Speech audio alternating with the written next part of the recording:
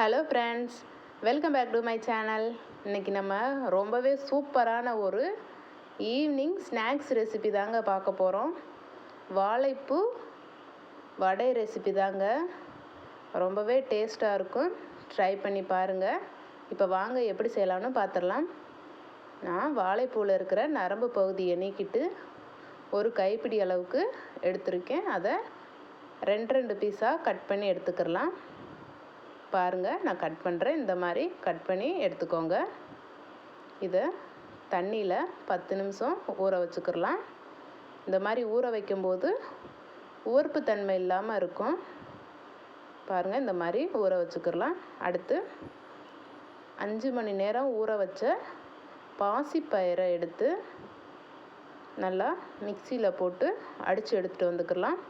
தண்ணி எதுவும் சேர்க்காம தாங்க அடிக்கணும். இப்போ பாருங்கள், இந்த அளவுக்கு கொரகொரப்பாக அரைச்சி எடுத்துகிட்டு வந்தாச்சு. இப்போ இதை ஒரு பவுலில் மாற்றி எடுத்துக்கிறலாம்.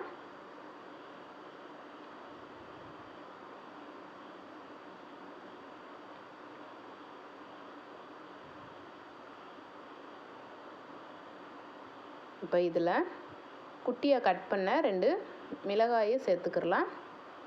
4 பெரிய வெங்காயத்தை நீள்வாக்கில் கட் பண்ணி அதையும் சேர்த்துக்கிறலாம்.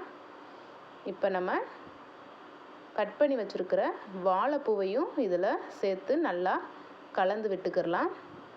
வாழைப்பூவில் கொஞ்சம் ஈரப்பதம் இருக்கும், வெங்காயத்துலேயும் கொஞ்சம் ஈரப்பதம் இருக்கும்.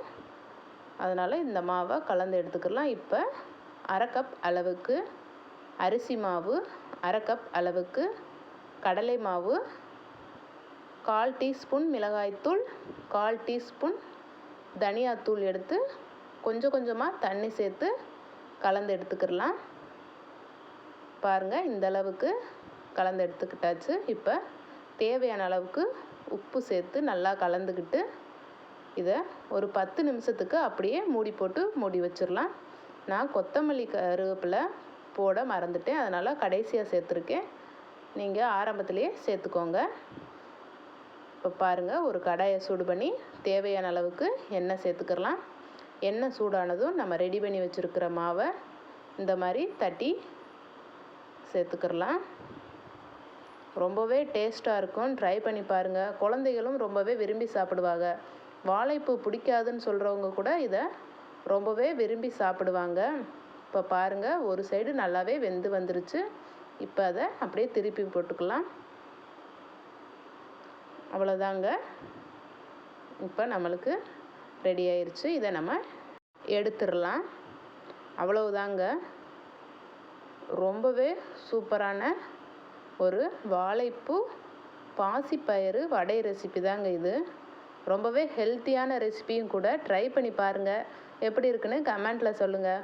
ஓகே ஃப்ரெண்ட்ஸ், பாய். நெக்ஸ்ட் வீடியோவில் பார்க்கலாம். நம்ம சேனலை லைக் பண்ணுங்கள், சப்ஸ்கிரைப் பண்ணுங்கள்.